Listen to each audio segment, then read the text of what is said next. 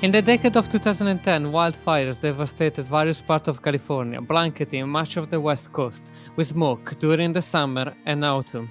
This almost yearly recurring catastrophe has been renamed as the fire season. Meanwhile, also Australia has been suffering destructive fires since the early 2000s, and fires are becoming a worrying event throughout the globe. Whenever there are wildfires and smoke events in the wine country, after first trying to process the multiple horrors inflicted upon those who live in there, wine professionals may wonder about the impact of that year's vintage. In vineyards where wines are planted at some distance from each other, it is rare that fires themselves cause devastating damage. It is the smoke that impregnates through the skins of the grapes and leaves that does most of the damage, in some cases some 100 miles away from the fires themselves. Anita Oberholster, my guest today, researcher at the University of California, Davis, who studies the subject, says, what we tell growers, if there is smoke, there is a potential risk, but it's just a potential risk. Don't assume. It is very difficult to predict. We discussed why smoke taint is so damaging, why it is so hard to detect, and what are the research that have been made at this stage, and what are the possible solutions that those researchers globally are looking at.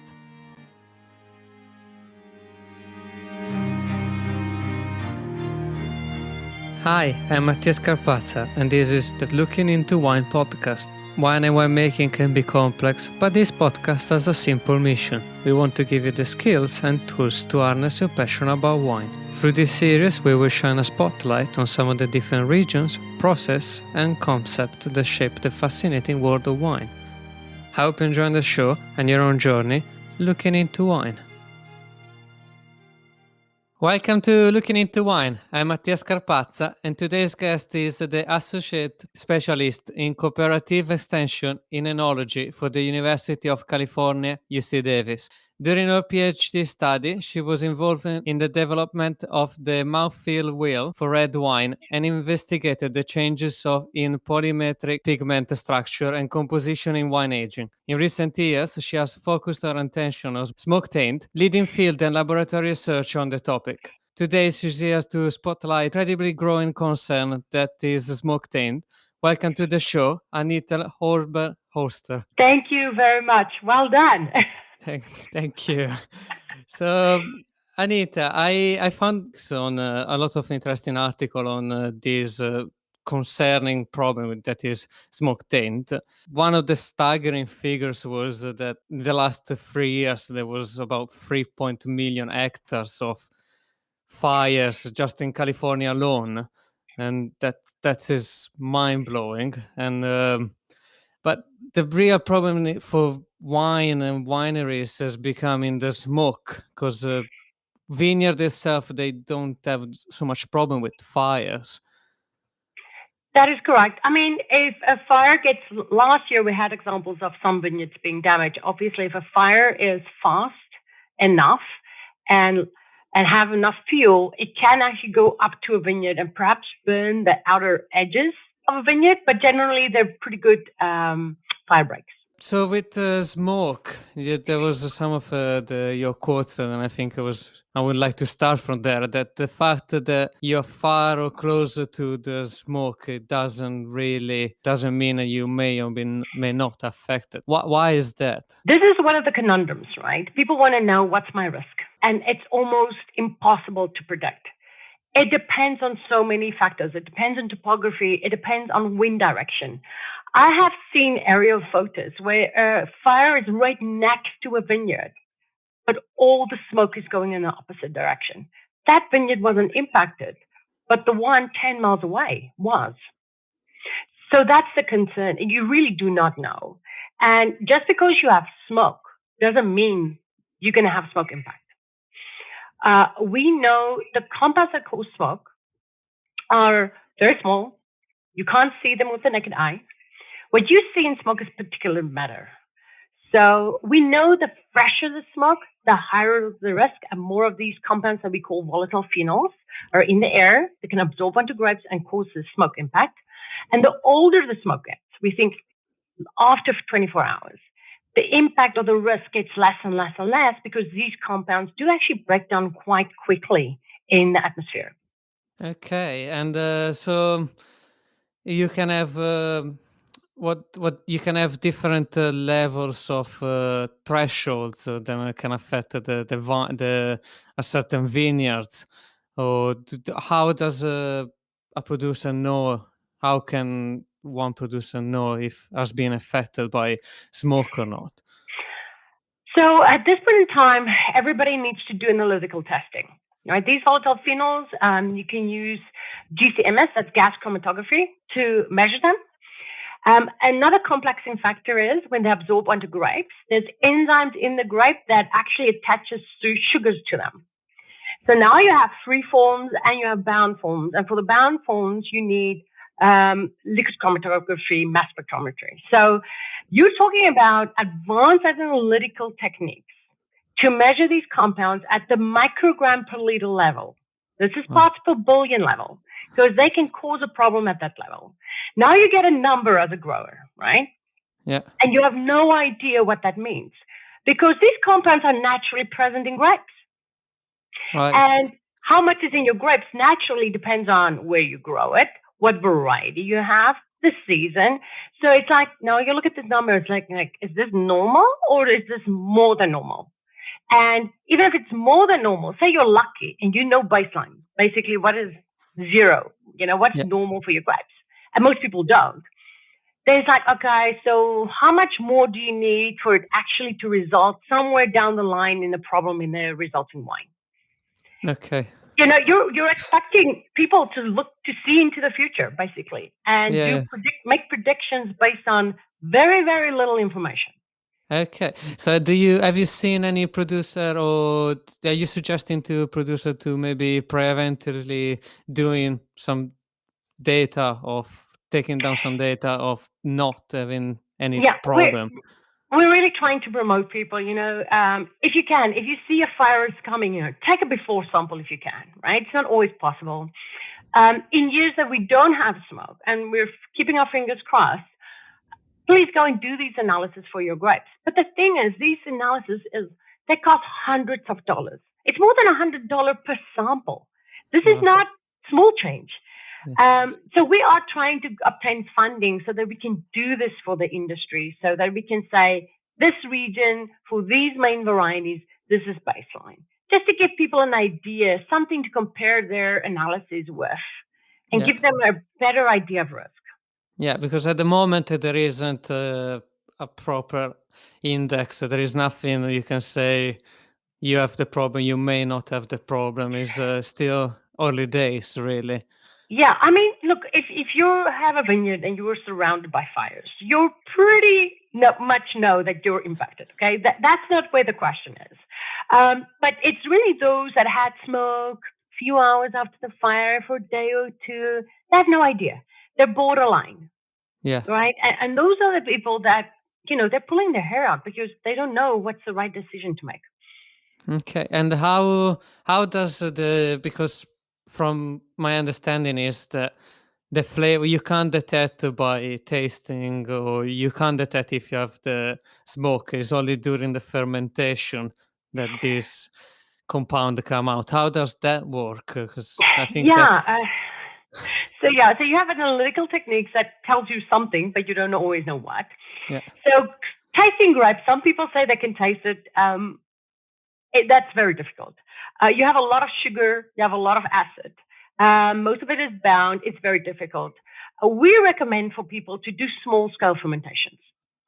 Do a fast, quick fermentation, try and get everything out from the skins, because these compounds are in the skins, and then taste it.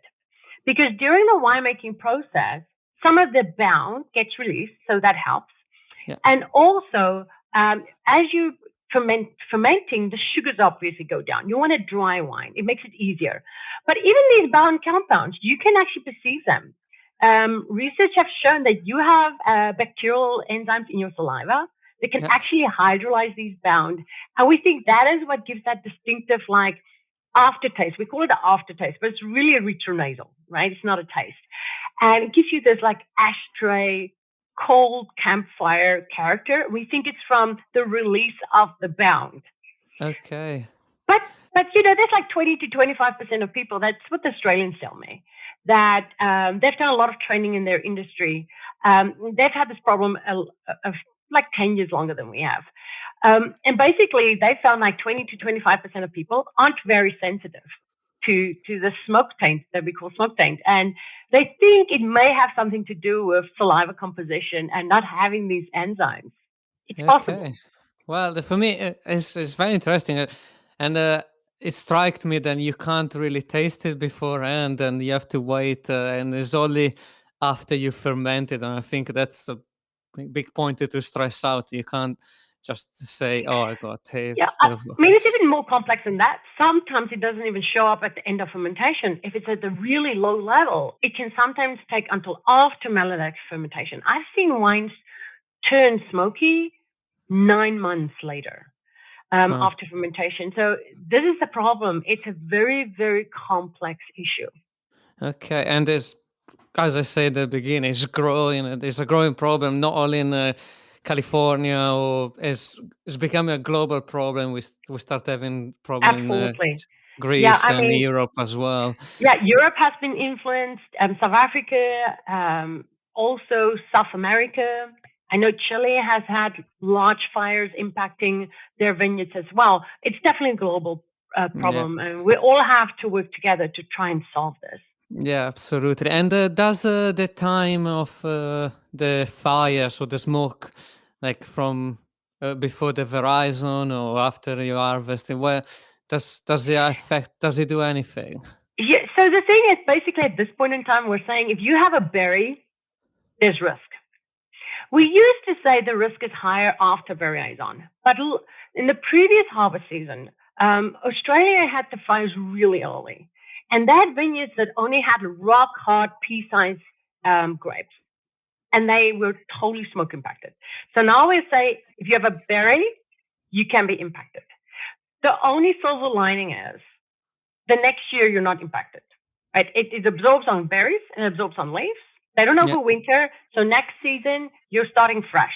There's no smoke hanging around on the vine. I've heard people say stuff like that. That's not true. Okay, so there is no long-term effect from smoke at this stage. We can't see No, any. I mean, if a vine got really hot during a fire, there's things that could impact the yield of the vine and the health of the vine. But as far as smoke and smoke impact directly, no. It's a good news for the producers, and at least there is something they can work in the next season. It's not a long-term problem, Yes. although it's becoming almost a yearly event in some region.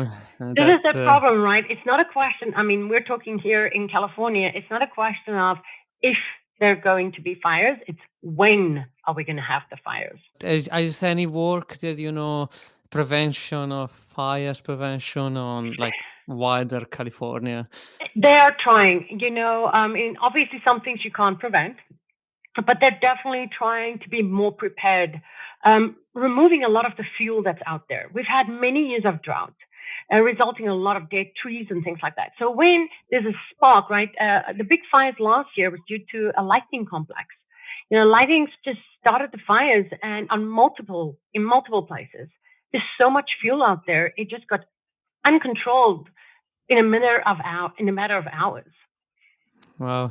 Yeah, I was speaking to someone in Santa Cruz Mountain, and she was describing it as like a few days without seeing the sunlight, and it was really that It harsh. was pretty bad. And even here in Davis, we've been lucky.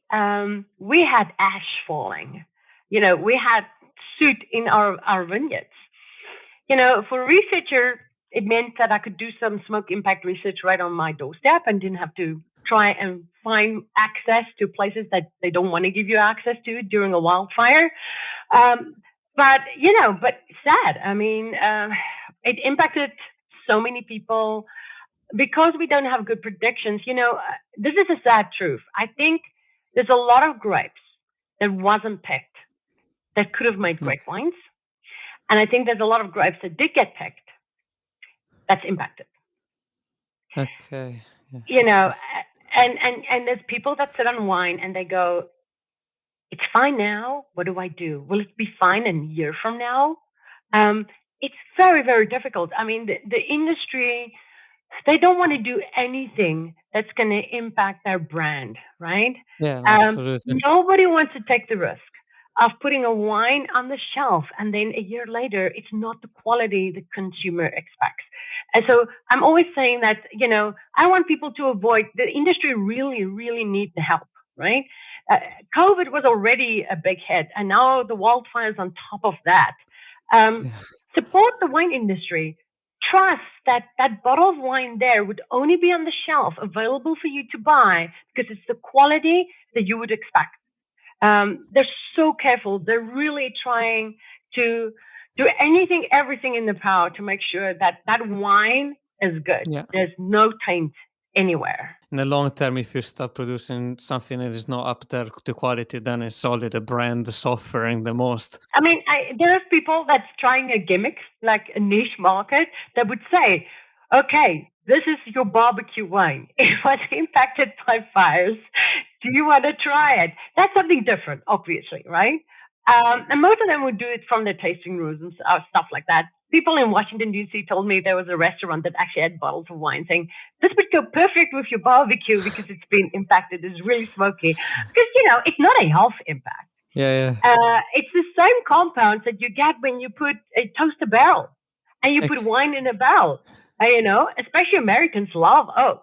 Yeah. It's exactly the same compounds. It's really a matter of too much of a good thing isn't a good thing anymore. Okay. Yeah, it was actually one of my questions. I was going to ask if they had any problem with health problem. It was just like smoke. I was thinking like cigarettes and this sort of. No, nothing like that. It's really just that, when you have aroma compounds at Yeah. low levels, they add complexity and they can have very nice, pleasant notes. So these compounds at lower level give you spiciness, they give you toasty, nutty characters, like what you expect from a barrel. But at excessive levels, that's when you get barbecue, bacon, liquid smoke, campfire, and all those kinds of things that you don't specifically want to Absolutely. smell or taste in your wine. And in terms of research that has been done in the last few years, what is the new understanding? What are you focusing on at the moment as the research goes? In the first few years, they really, and this is a lot of the initial work was done by Australia.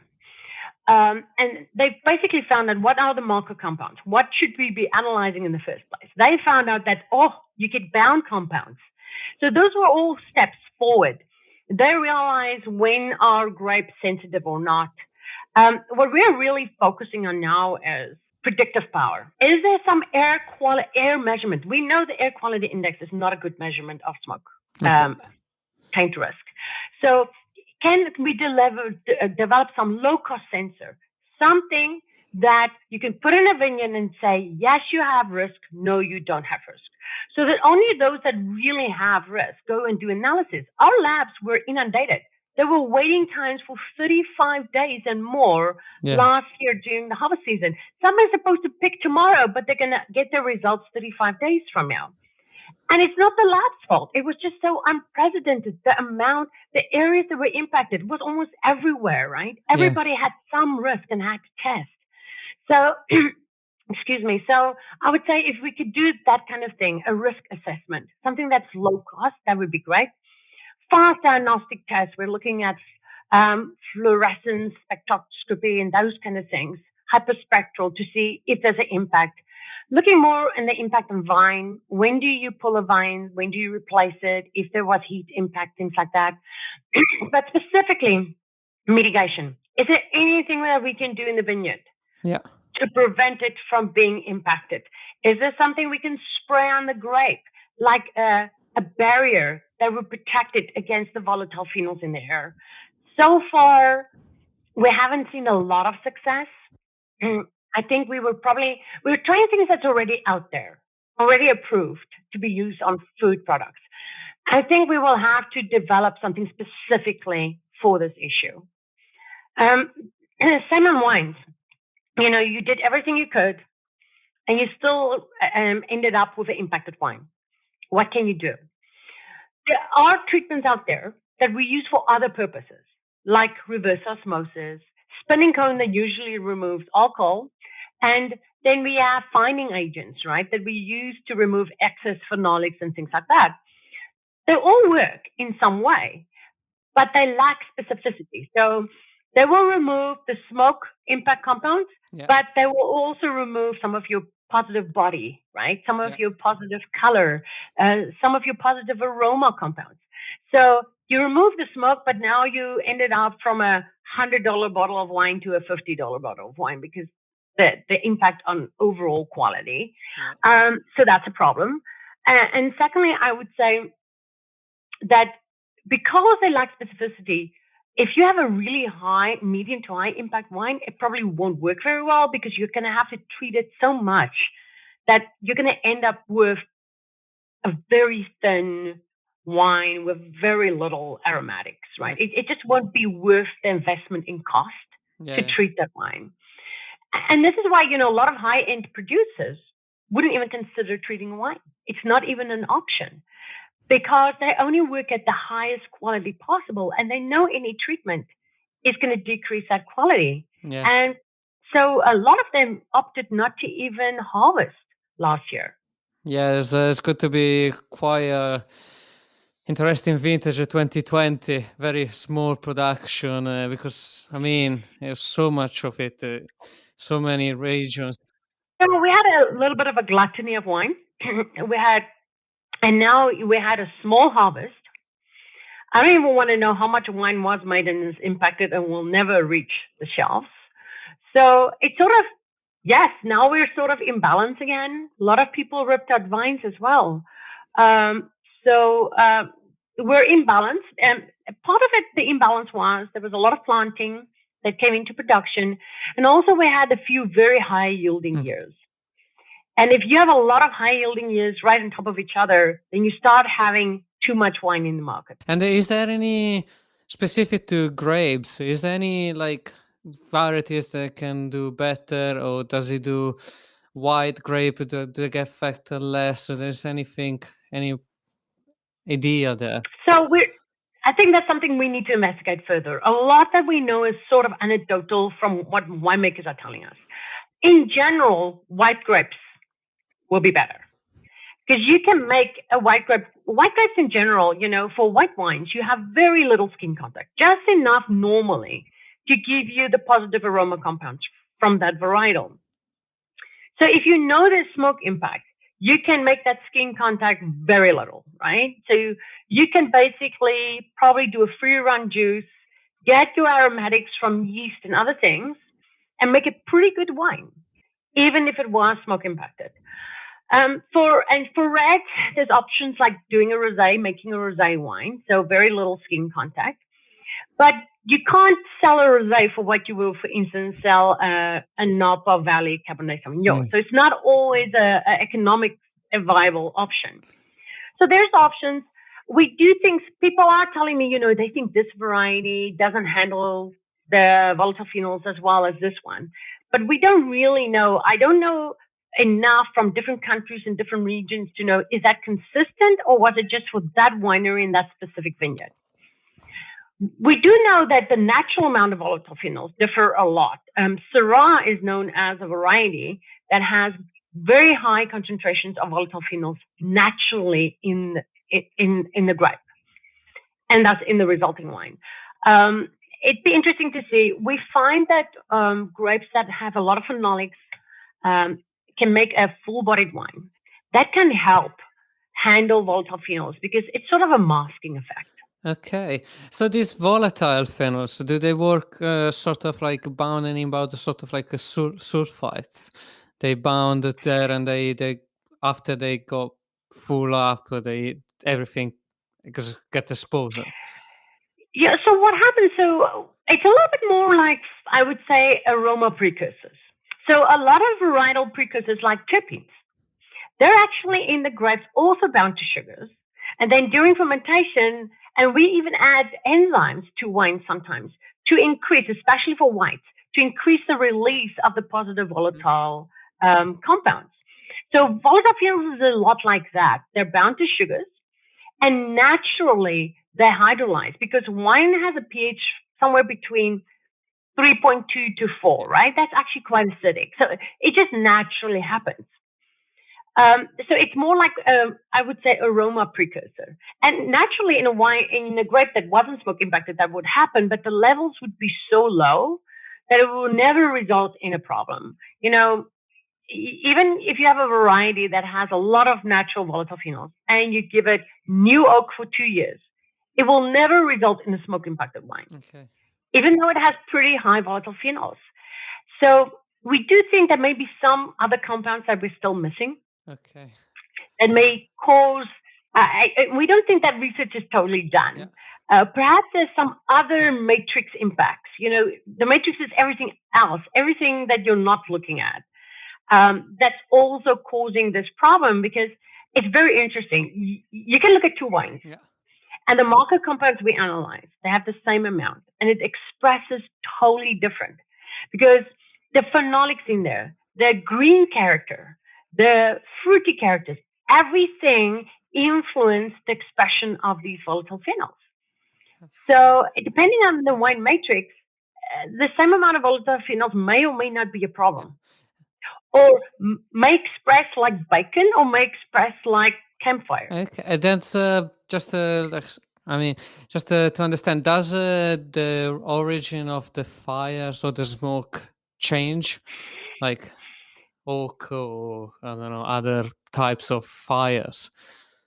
Yeah, so a colleague of mine, Tom Collins at Washington State University, he's actually working a lot on this, looking at different source material, different fuels, right? And they have a lot of brush fires up there in Washington State. So he's looking at a lot of different bushes and things, where here in California, it's a lot of pine trees burning. It does make a difference. If you look at the smoke and the volatile phenol ratios, it does make a difference to the chemical footprint, I want to say, of the smoke. Mm-hmm. But when I taste these research wines, they still all end up with smoke impact. Okay. But yeah, but to tweeze that out, the composition of the smoke, the really unique matrix of that specific grape, Yeah. and how that impacts on the expression on the final wine is something we really, really need to sort out. But that will take a lot of effort. Okay. Well, I'm sure there will be, as the problem becomes more and more global and more people, I'm sure there will be a lot of more pulling heads together, hopefully. Yeah, we're working on a large grant, all the West Coast states, so Oregon, Washington State, and California, because the problem is mainly focused on the West Coast, although it's in other areas in the US as well.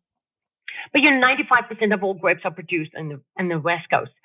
And we're really looking into, and this is one of the big focus on this grant, will be to look at the atmospheric science, connecting that smoke composition to grape absorbance to final wine sensory characteristics. This is what we're trying to do, this full 360-degree loop.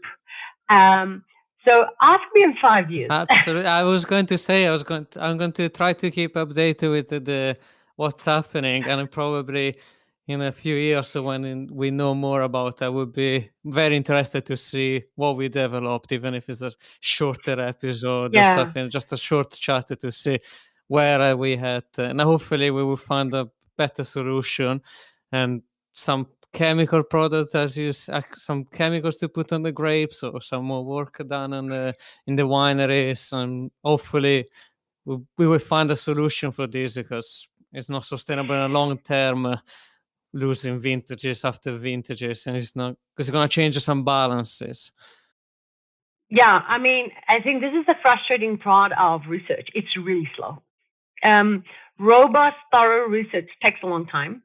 And if you work on a seasonal crop, it takes even longer because you only have samples once a year. And then, and it depends on fires. Sometimes you don't want fires because the fires impact your controlled fires. And sometimes you do want fires because you need the atmospheric samples, the natural event. So, it's very complex. It's very complex. And, for me, as an extension specialist, I also give a lot of advice to the industry. And it's so difficult when there's so many questions you just do not know the answer to. Yeah. And you're not going to know that answer for at least another 2, 3, 4, 5 years. Okay, so your job at the moment for UC Davis was one of my first questions I wanted to ask, but then it ended up being the last question.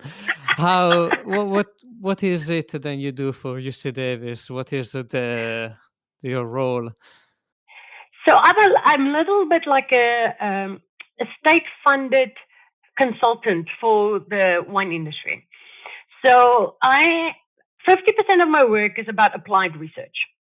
So unlike other professors here, I do not actually focus just on one area. I focus on anything that can impact grape and wine quality. So I work from grape diseases to sustainability as far as, wastewater goes, to smoke impact. So very varied, but very applied. I work on things that's now a problem and we need answers yesterday. The other part of my job is really doing extension. And this is answering problems, problem solving, doing workshops for basically extended education to update people on things they've forgotten about, new technology that's available, and, just getting information out there. So during the fires, I do webinar on webinar on webinar, just trying to get information out there. You do feel, more empowered when you know what we do know and what you don't know. Because like anything else, like issues like these, there was so much misinformation out there. And Yeah, exactly. That's a problem, and I was very happy to have you here explaining. Hopefully, some of my listeners that are mostly in Europe, but I got some people around the world that they would hopefully find this very useful, and maybe if they have any problem, anything, they know where to find. Is any place where you suggest to go to find more information about this while I have you here?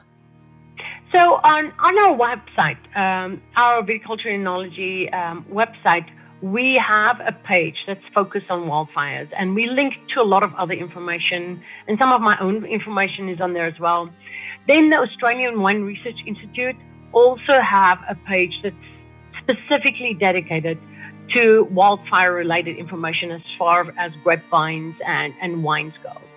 So those are two good sources of information. Okay, perfect. Thank you. Anita, I think in half an hour we cover a lot, and there was a lot of information to get together. And thank you so much for your time, and I hope the research goes speedily and good, and everything goes well, and maybe this year we don't have any fires, so I don't know, hopefully this year will be a better year. But thank you again for your time, Anita. Thank you for the opportunity to speak. And yes, we're all hoping for a very peaceful, boring harvest this year. Thank you. Bye. A thanks to today's guest, Anita Oberholster, researcher at the University of California, UC Davis, for the insights in this fascinating and often misunderstood topic that is smoke taint. If you're enjoying and finding this podcast valuable, remember to hit the subscribe button or follow if you're on iTunes, and tell your friends about the podcast. Be sure to go to mattiascarpazza.com and to subscribe to the mailing list.